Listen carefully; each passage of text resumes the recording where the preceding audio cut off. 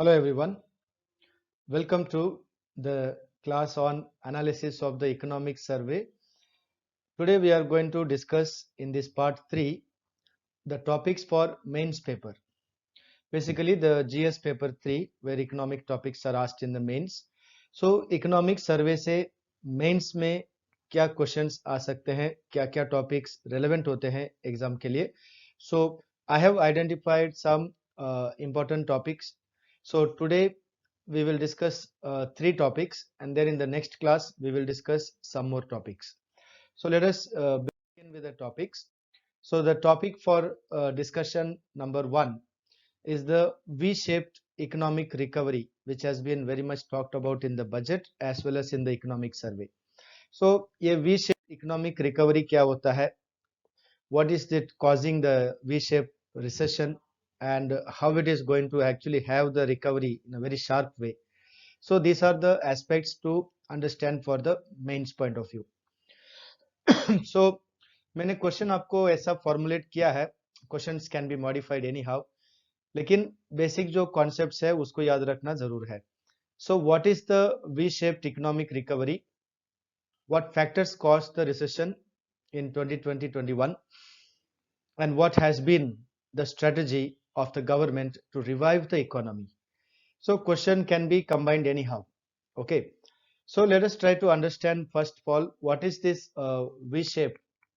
So as you may be aware, economy was actually falling. GDP growth rates were falling soon after demonetization.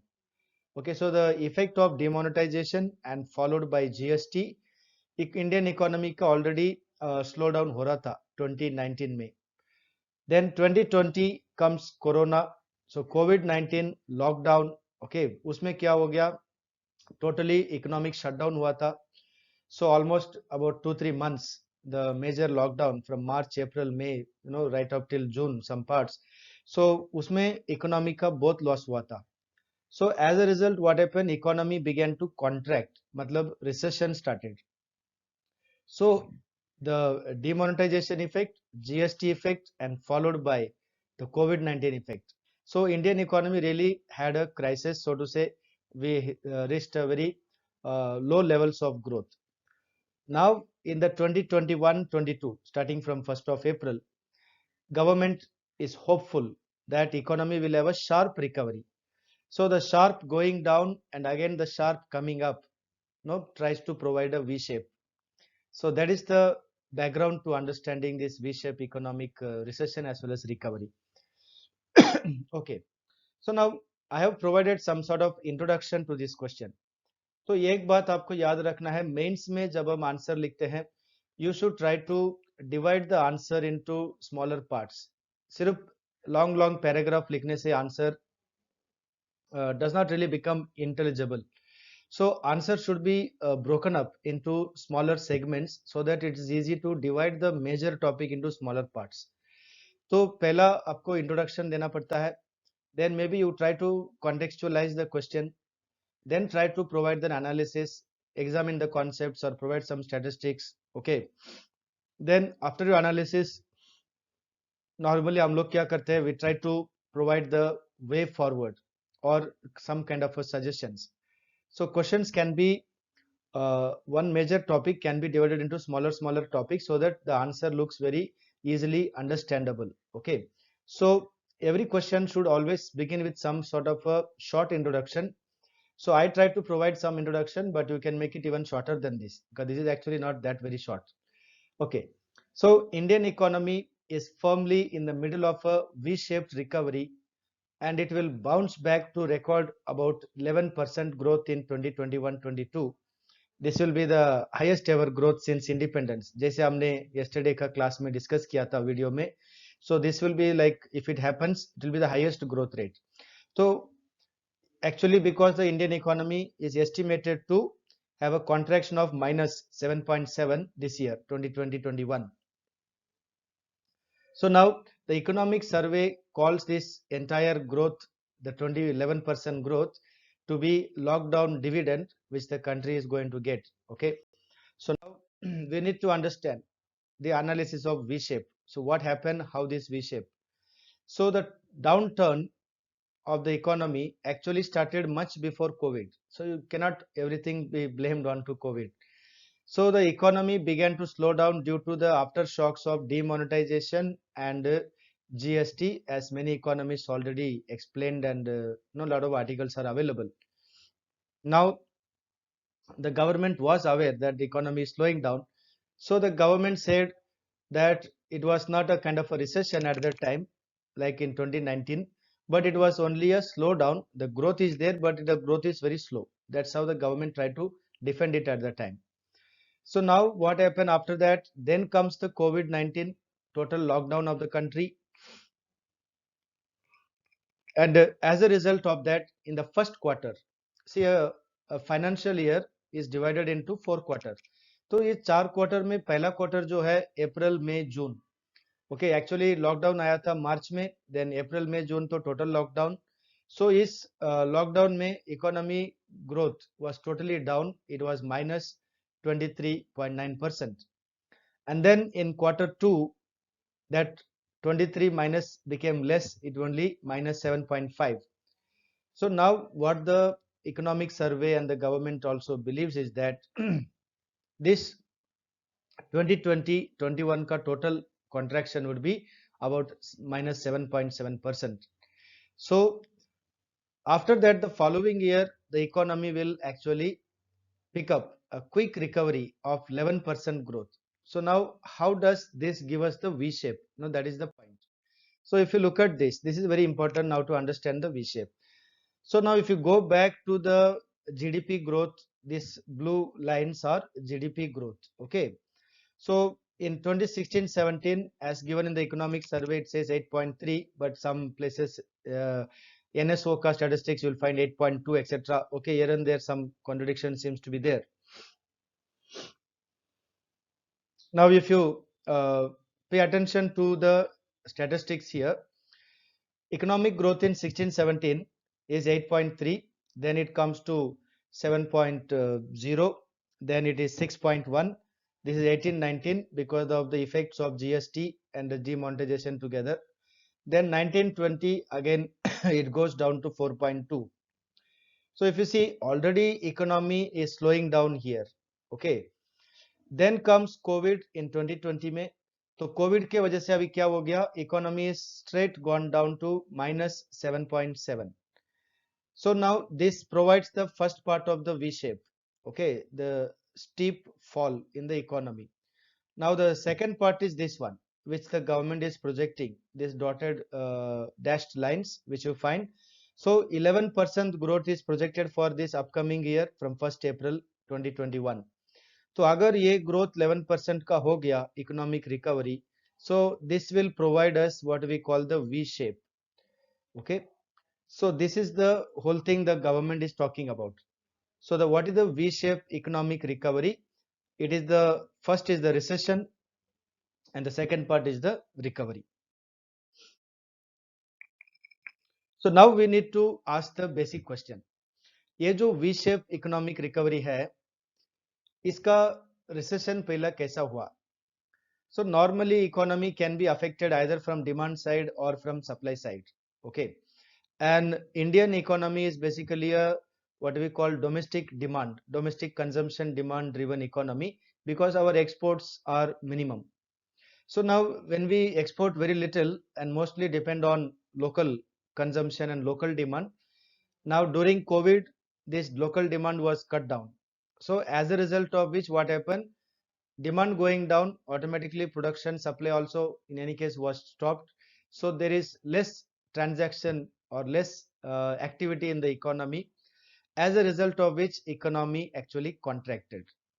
So now economic survey provides a number of elements from the demand side. So which are they? First one is the increased uncertainty because nobody knew how long this COVID ka lockdown will continue, what will be the stage after that. Lower confidence,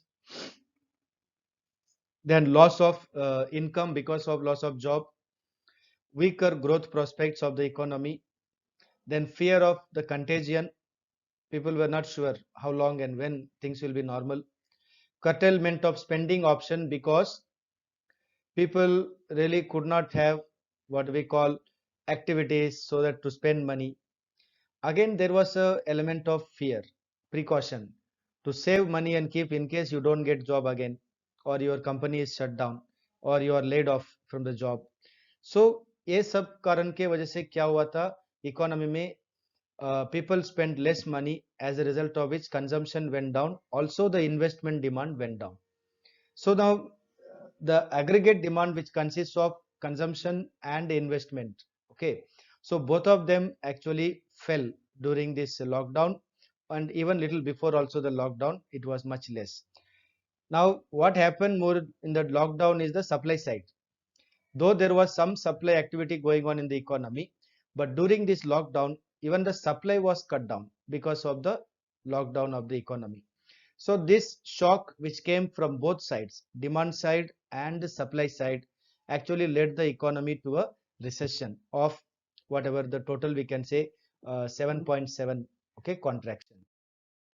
So if you look at the Indian economy, therefore, the main point to keep in mind is that Indian economy जो है, this is very much dependent on the domestic demand. Okay, this is according to World Bank, and also if you see the date, this was published in 2019, almost now. April 2019 is 2 years ago, we can say. So this is the general nature of Indian economy. Indian economy, if it has to grow, it mostly depends on the domestic consumption. That means domestic demand. So COVID के समय में क्या हुआ था? This domestic demand was cut down or reduced. As a result, we had a recession. So these are the very basics to keep in mind.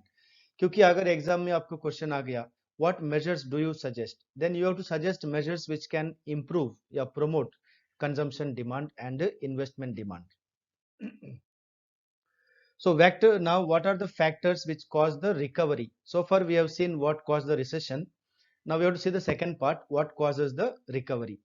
So if you look at the recovery started with the RBI and the government of India ka stimulus, what they provided, what we call putting more and more money into the economy.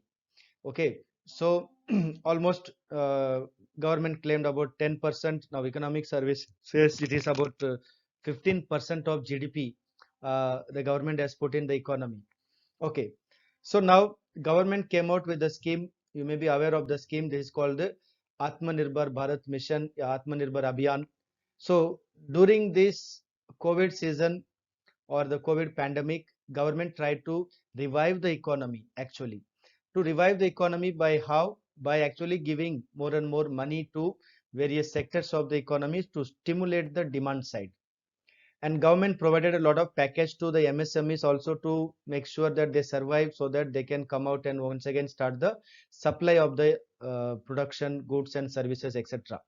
So if you see some things what the government said here is that the initial approach was to provide cushion for the poor and section of society and also to some business, especially MSME, to tide over the stress caused by the disruption of the COVID-19. So government, the revival of the economy is basically because of the government ka stimulus package the government announced.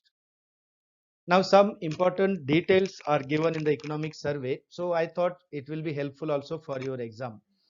So if you see what are the various schemes or money spent by the government and what really makes the economy to recover. Now, some people are negative that the economy may not recover and some are positive that it might recover. But as a student appearing for exam, you have to have facts and figures so that you should able to present your answer in a intelligent way. You know, that is the main thing. So now the economic survey क्या बोलता है that Pradhan Mantri Garib Kalyan Yojana, which was launched basically to provide food security and direct benefit transfer to widows and pensioners and women, and also additional funds for employment generation and a debt moratoria and liquidity support for business activities. Like the repayment of the loan was deferred by the RBI for 3 months. That is what we call the moratoria for the debt repayment, etc. Now all these things tried basically to improve the economy. Also in the third quarter when the economy began to open itself, when the COVID restrictions were relaxed, So government again launched the Atmanirbhar package 2.0 and 3.0 to stimulate the economy. So based on all this expenditure and the various revival possibility, the economic survey and the NSO, they believe that the recovery would be around 11%.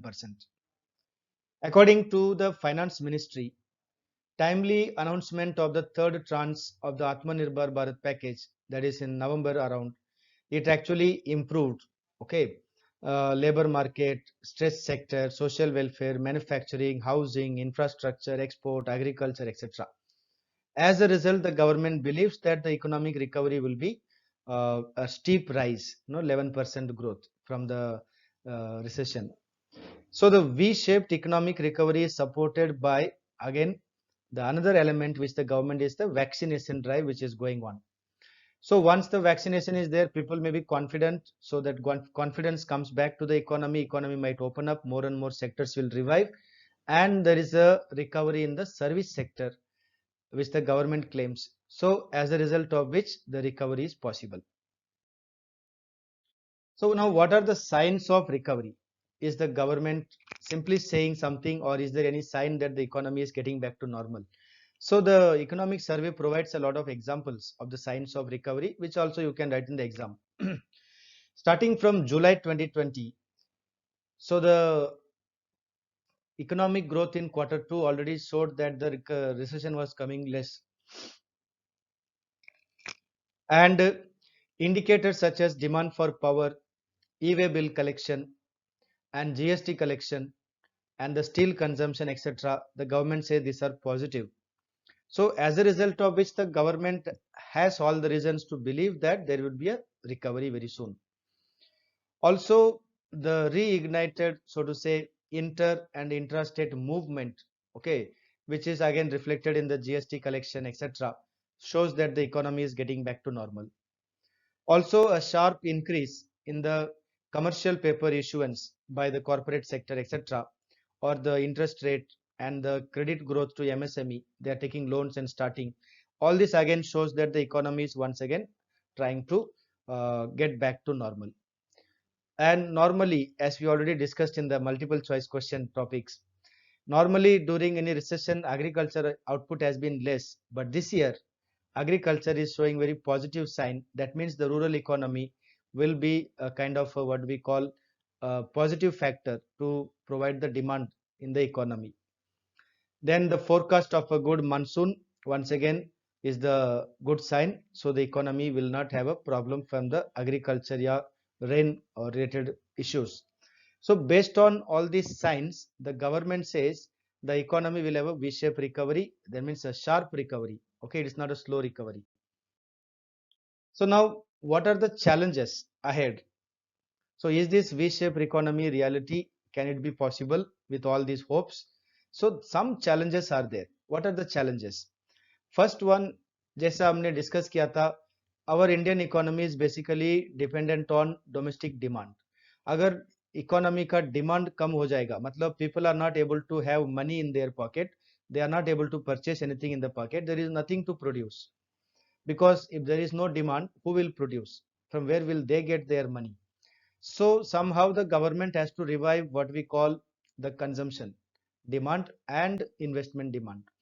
So economic survey also says that the revival very much depends on government's consumption.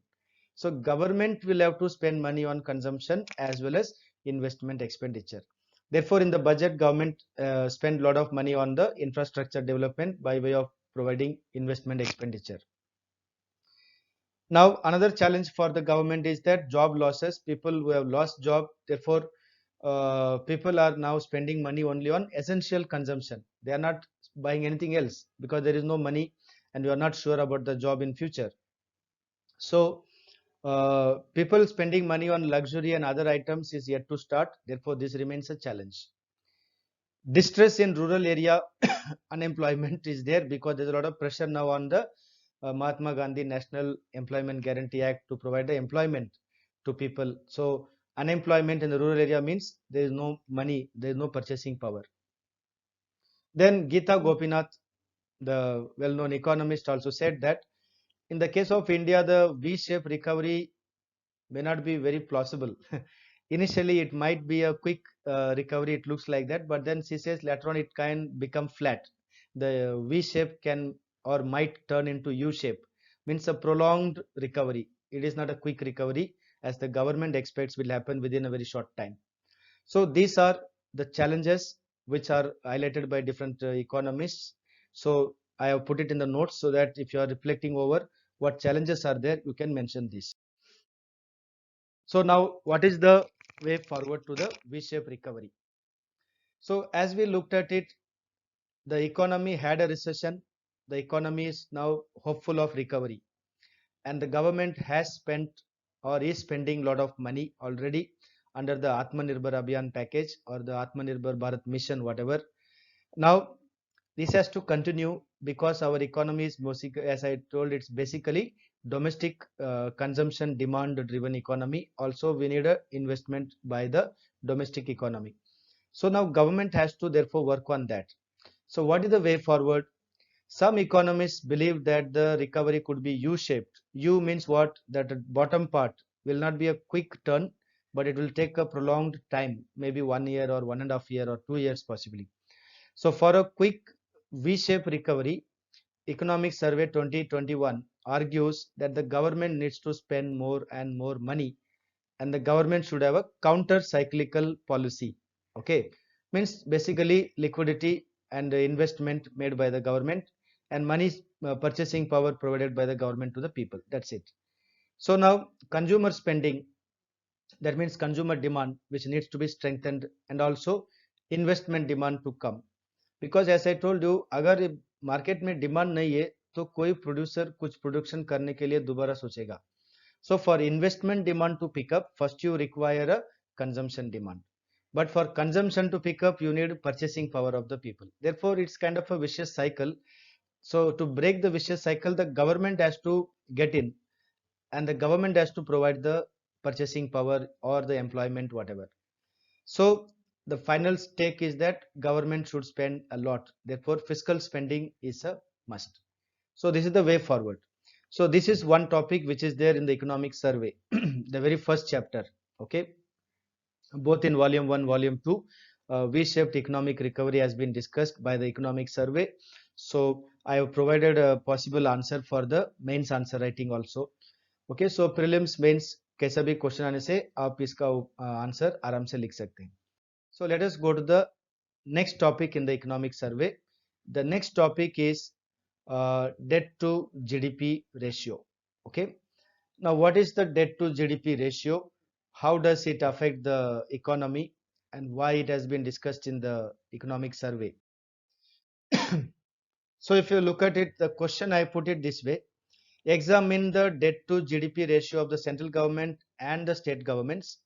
What has been the trend of the debt to GDP ratio in the recent years? Means what is this whole phenomenon? Why this is being discussed? Okay, I try to avoid some unnecessary technical terms.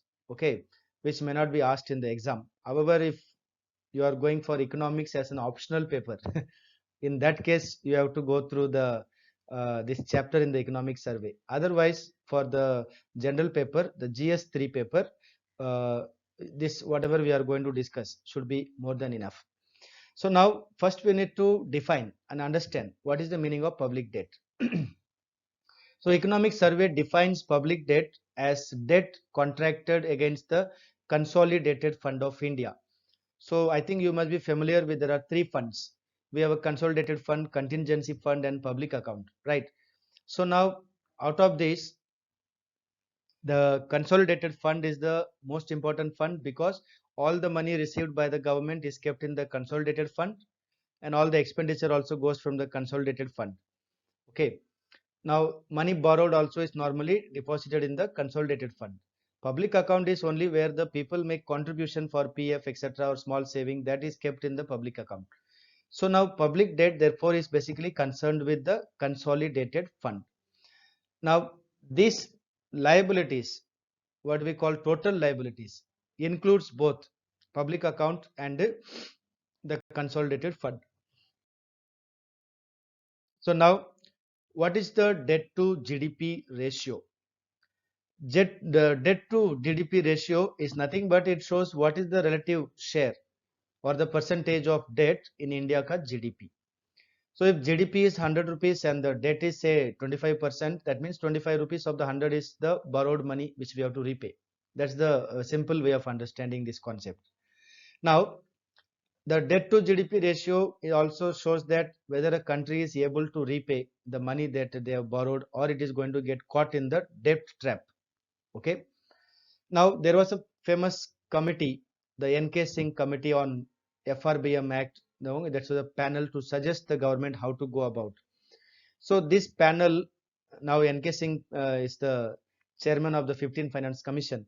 So this N.K. Singh committee years ago suggested that the borrowed money of the center and state together, what you call the general government, it should not be more than 60% of GDP, and the 60 to be divided 40% for central government and 20% for the state government. Okay, so now this was the target given to the central and state governments, how they can maintain their debt to GDP ratio. So now what has been the trend in India? So the economic survey discusses in a very interesting way. Okay, they have tried to provide comparison with the G20, OECD, BRICS, etc. And they are trying to basically say that India ka debt to GDP ratio is not that bad, and all the more that India is expecting economic growth, therefore the interest payment burden will be much less. Therefore, the debt to GDP ratio will also not be a burden. Okay, so that is the gist of the economic survey ka argument, if you understand what they are trying to argue. So now public debt to GDP has been significantly low compared to the high global other country ka debt to GDP ratio as analyzed by the economic survey.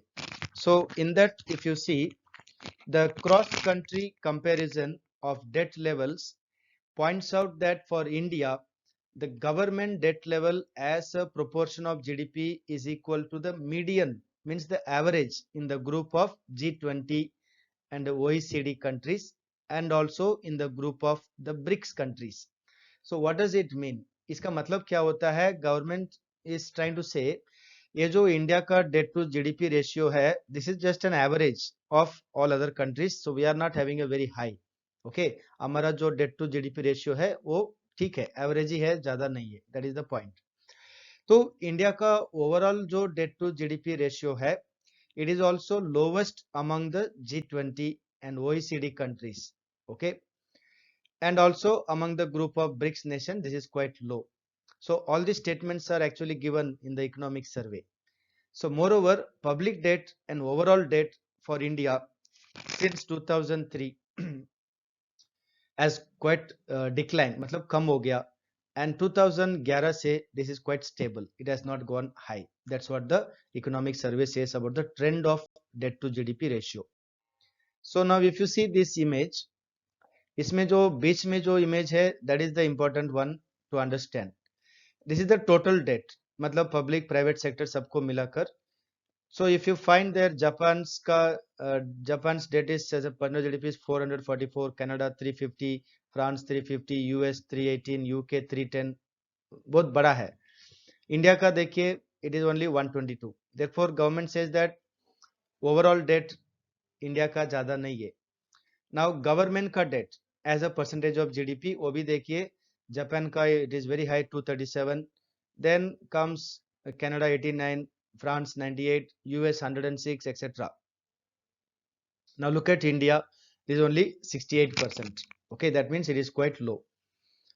And private sector debt is 54. So now need not worry about the private sector. Our discussion is mostly on the government. So what the government and what the economic survey हमको project कर रहे हैं, that is the point to understand. Economic survey सिर्फ इतना बता रहा है कि गवर्नमेंट ऑफ इंडिया का जो डेट है, borrowed money है, it is not that high compared to other countries, and it is quite low, and it is even say one of the lowest also. Okay, so that is the point that the government is trying to bring it to understanding. Okay. So now if you see the comparison here, again it is for the G20 OECD countries and also G20 and the BRIC countries. सो पहला में जो comparison दिया है, this is for the other countries. So what does it show? Basically debt to GDP for other countries. So here you see Japan, France, all these things, they are all very high. Okay, this is the 500%, 400, 300, etc. Whereas if you look at here, India, among the BRIC countries, China, Brazil, Russia, etc., BRIC countries, India ka line is this one, a red line. So this red line actually was climbing up and up. But if you see here 2003, उसके बाद this is almost like a flat. उसके बाद नीचे नीचे जा रहा है. Okay, so what is the economic survey trying to show by all this diagram या graphs is simple. Economic survey इतना बता रहा है कि इंडिया का जो डेट टू जीडीपी रेशियो है वो इतना ज्यादा नहीं है. It is within reasonable limits, okay, compare to other countries. But according to our own FRBM act, what we have, the debt is rather high. Okay, we will discuss that. So now look at the central government ka debt as a percentage of GDP compared to state government and central government का external internal का comparison. ये diagram मैंने क्यों डाला है this pie chart? Because आप UPSC का question paper देखिए 2018 2017 में डेट के बारे में क्वेश्चन आए. 2018 में पूछा था whether center has got more debt या state has got more debt, center has got external या internal, ऐसा क्वेश्चंस आए थे. Okay, so you need to have a basic knowledge of all these. So if you see what is the data given here, the data of debt to GDP ratio shows a rising trend in the recent year. In the last 2-3 years, it has been rising. There was a reduction in the debt to GDP ratio after the implementation of the FRBM Act, say from 2004-5 onwards. Okay, and most of the debt of the central government is internal debt. So if you look at this chart, sorry, this second one, if you see here, the external is given by the blue color, it is only 6%. Internal is given by this orange color, this is 94%. So central government का ज़्यादा debt है, internal debt. Now between center and state, who has got more debt? So the blue is the center का share, that is 70%. This again orange is the state का share, only 30%. Okay. So now the second paragraph says the same thing. The government's debt portfolio is characterized by very low foreign exchange risk, as the external debt is only 2.7% of GDP. So जो central government का debt है, it is not much, it is very less. It is only 2.7% of GDP. Therefore, there is no panicking kind of a situation. That's what the economic survey is trying to tell. Now, if you look at the trend of center's debt to GDP ratio, if you see 2004-5, this is the time when FRBM Act को हमने implement किया था. Okay, तो वहाँ से debt थोड़ा कम हो गया था. It is going down sharp in 2007-8. उसके बाद ऊपर गया. क्यों? This period, if you remember, आपको अगर economic history थोड़ा याद है, this is the US का crisis, the financial crisis, 2007, 8, 9, 10. Okay, so then it went up a little bit, then again it has come down. Now it was more or less stable, we can say, since 2011, and it was really going down. Now because of COVID, 2019, 2021, now last 2 years, we can say this debt to GDP ratio again is increasing of the central government. So अभी आपको इतना याद रखना है, FRBM का act क्या require करते हैं? What is the requirement under the FRBM Act? The requirement is that center का जो central government का debt to GDP ratio है, it should not be more than 40% of GDP. But if you see here, okay, 40% is somewhere here, but this debt to GDP ratio is somewhere around 47 or 48% of the central government. Therefore, it is more than what is required by FRBM. लेकिन जब हम internationally other country के साथ compare करते हैं, this looks like okay, it is fine, it is not much. Okay, so that is how you need to understand the economic survey.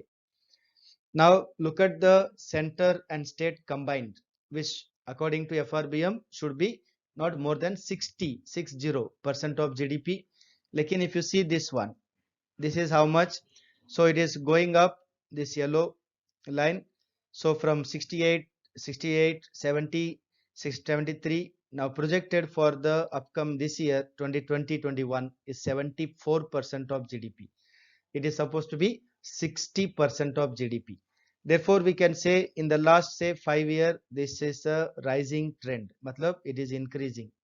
So exam में अगर question आ गया debt to GDP ratio of India is rising, falling, it is stable, constant, it is rising actually in the last 5-6 years. Okay, so therefore there is a matter of concern. So this is called the general government, that is center and state together. Okay, so please keep these things in mind. Exam में UPSC level में ये सब पूछा गया था 2018 2017 में. They can be asked again because this time there has been lot of discussion on the debt, borrowing, etc. Now look at the state government का situation. So under FRBM Act state government का debt to GDP ratio कितना होना चाहिए? 20% of GDP, not more than that. लेकिन state government का this green color line if you see, it shows that it is somewhere around 26, means almost 27 we can say. So it is supposed to be 20 but it is 27 almost going to be. Now this diagram and all I have taken from page 77, therefore I maintain this page number 77 of the economic survey. अगर आपको doubt है या if you think the statistics are not correct, you can go and verify with the economic survey. Okay, now when you are preparing for answers for mains, ये पूरा detail आपको याद रखना मुश्किल है, but at least you have to remember the starting and ending point. Suppose you are saying say last 10 year, at least you should know that it was somewhere around 22, now it has become 26. Yeah, central government ka it was around 50s and it came now to around 47 48. So at least the starting ending if you remember comparison you can easily write in the exam. Okay, because जब trend के बारे में question आता है you have to compare it with a longer period of time. In between full period का हर साल का statistics याद रखना it is impossible and nobody expects also. Maybe you can draw a trend line, okay, to show that it's a trend is rising or trend is falling, etc. So that is how you can prepare the answers for mains. So now there is a potential increase in debt to GDP ratio because of COVID. This was the news published in Business Standard some time ago. So what does the news say? The news has taken some data from the IMF and the World Economic Outlook. What does it say? It basically says that India ka debt to GDP ratio is going to be increasing to even more than 80% or close to 90%. Okay, it depends how the now government is going to manage the revenue tax collection, and if there's a shortage then how much they are going to borrow, etc. However, this article, what does it say? If India goes on borrowing and borrowing, it will become the most indebted country after Bhutan, Sri Lanka, and even worse off than Bangladesh, Pakistan, Nepal. Means all our neighboring countries. So point is that India will have to pay attention to the debt to GDP ratio. इसको कम करना जरूर है. So why should there be a limit? FRBM का limit जो है 60% of GDP. ऐसा limit क्यों डालना है? What is the necessary?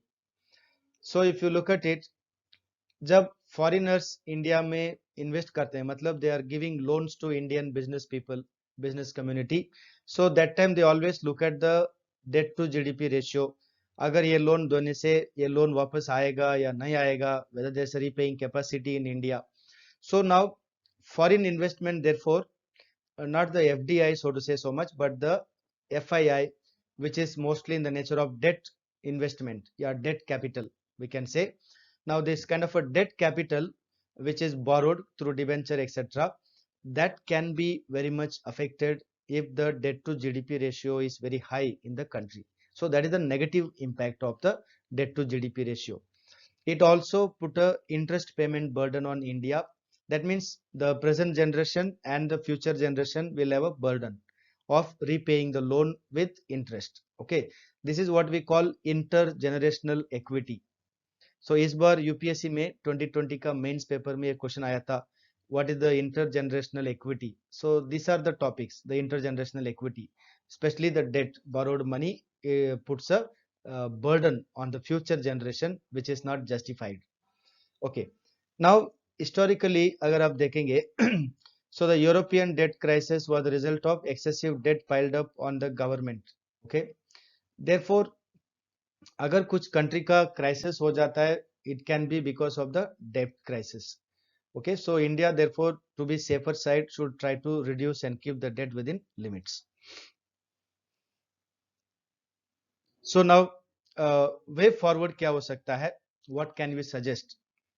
So India as an emerging economy, हमको फंड का जरूरत है, because we need a foreign investment, especially the debt borrowed money, what we say. So if the high debt to GDP can reduce the confidence of foreign investors, it will be a concern. Therefore, government needs to plan in a very prudent way how to manage the fiscal deficit and the borrowing and keep the debt within certain limits. Okay. So one way is to revive the economy and have a more productivity and more production and GDP growth. As the economic survey argues, the debt will not become a burden. Okay. So that is the way forward. Topic 3 for today's discussion. This is our last topic, the FRBM Act and the budget. So how does the FRBM Act affect the budget? If you see the syllabus of UPSC, same as APSC, UPSC का syllabus में clearly दिया है budgeting. Budgeting is part of the GS paper 3. So GS paper 3 के लिए आपको ये topic करना पड़ेगा, that is the FRBM, which has an effect on the budget. So what is the FRBM Act and how does it affect the budgeting process in India? That is the point. So this FRBM, that is the Fiscal Responsibility and Budget Management Act 2003, which was implemented in 2004, and after that only it became active, so to say. It requires the central government to progressively reduce what? The debt, the borrowed money, the revenue deficit, that is on the revenue budget, and the fiscal deficit, that is the overall shortage of the government. So the central government has to give a 3-year cut target of all this debt, revenue deficit, and fiscal deficit, how much it is going to be, how much the government plans to keep it, and how it is going to fund it, how it is going to repay or reduce all this. So the government is under compulsion under the FRBM Act to provide this kind of information. Therefore, what happens? The FRBM Act puts a limit on the budget. So that is the main role played by FRBM Act. Okay. So it basically limits the government borrowing and debt and the deficit. It also tries to show that government should give more transparent information to people. So there should not be no secrecy or hiding things. So FRBM Act therefore tries to bring out transparency in the fiscal operations of the government.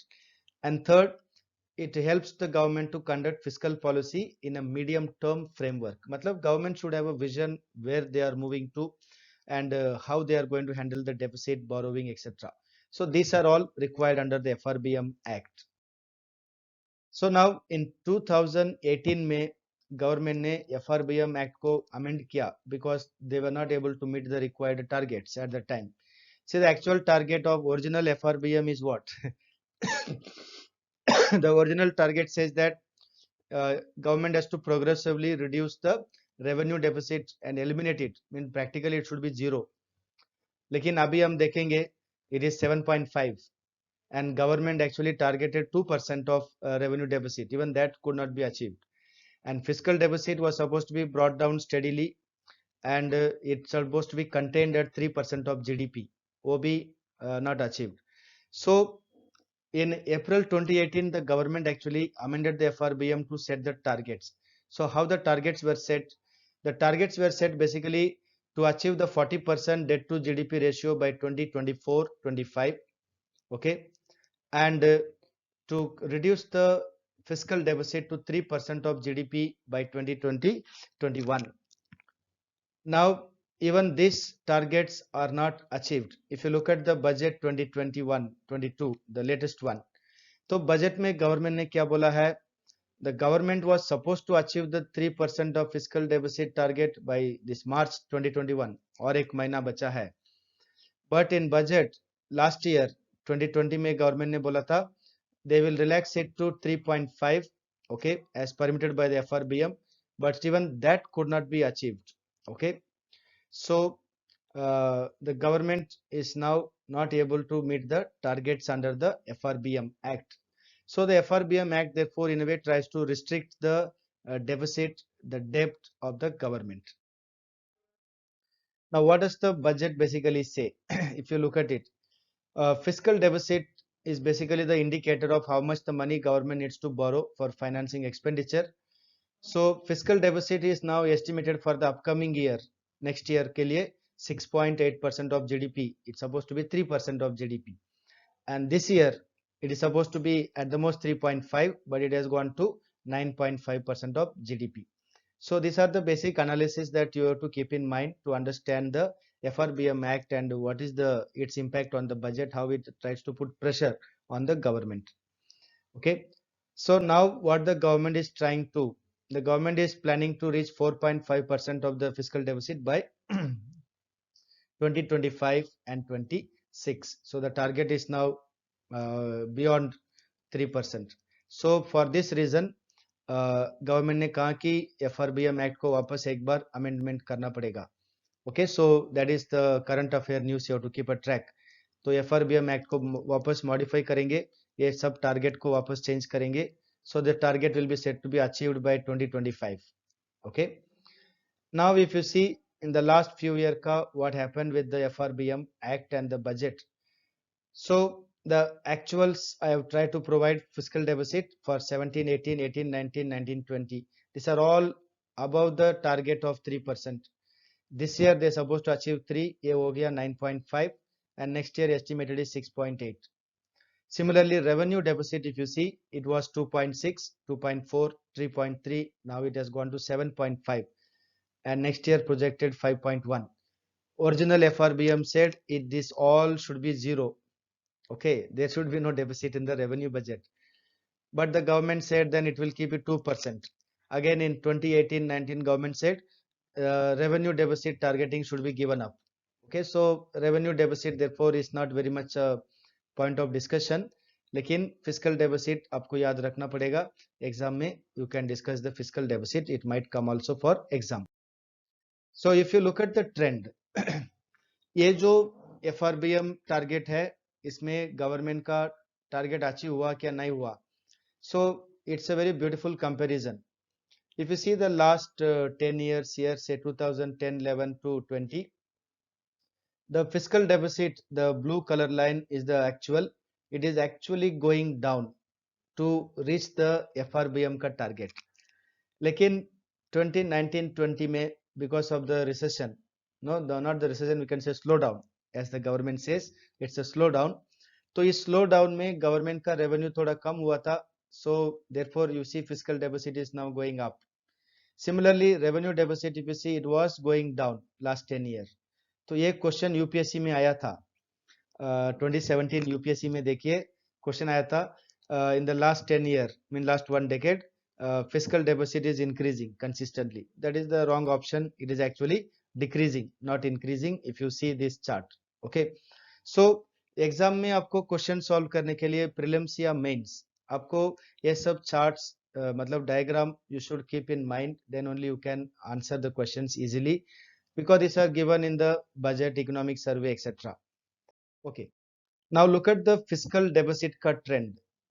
So it was going down and down and down, but 2019-20 it has gone up. Now 2020 it is gone very high, and next year the government says it is going to reduce. Okay, so the target here is supposed to be 3%, but these are all above 3, isn't it? So that is the main thing to keep in mind. Now this is this kind of questions came in UPSC 2018 and 2017. Okay, so kindly keep this in mind. In this entire topic I am saying FRBM and budget, the deficit, debt, all these topics came in UPSC 2018 and 2017. Now 15th Finance Commission, the latest Finance Commission, has given a kind of a roadmap how the government can go. But I don't think now this roadmap is going to work, because because of the shortage of the revenue in the government, they will have to spend money. Plus the GDP growth is required to be increased. So the fiscal deficit supposed to be as per the plan given by the Finance Commission, 7.4, then come to 6, etc. So by 2024-25, government supposed to reach 4.5. Now, will it be possible? We have to wait and see. Similarly, if you see the debt, the path given is 62, then slowly bring it down to as required. Okay, the outstanding liabilities should be brought down, okay, to below 40 even. So now these are the roadmap given, okay, suggested by the Finance Commission. Will the government able to do this? That we have to wait and see. Now, what is the way forward? So if you look at the FRBM Act, what is its relation to the budget? It basically tries to restrict, yeah, put a limit on the government ka three items. One is the borrowing debt, second one is the fiscal deficit, and third one is the revenue deficit. And so the government has to set targets for the 3-year, medium term, etc. And accordingly, government needs to conduct the fiscal policy. So that is the basic relation between FRBM and the budget.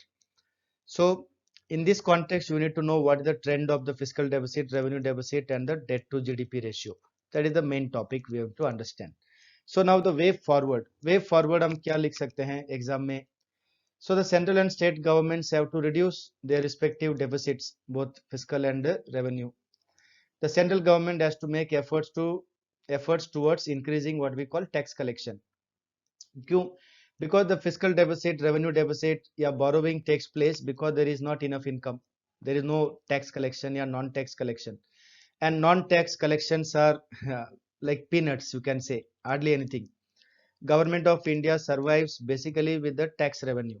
So government will have to do some reform in the tax revenue because the need is felt for the reform in the direct tax code.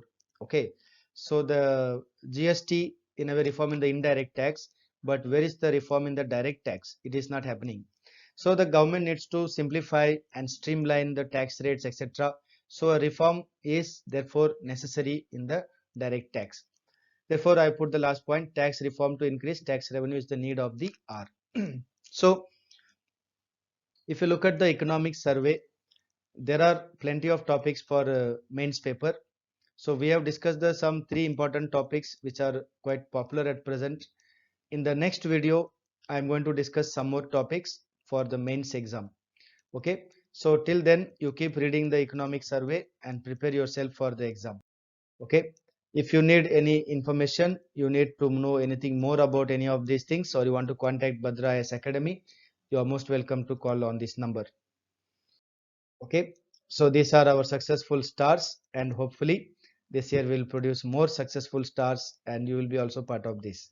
So till then, you prepare, study. In the next class we will discuss some more topics for the APSC UPSC mains from the economic survey. Till then, all the best for your studies.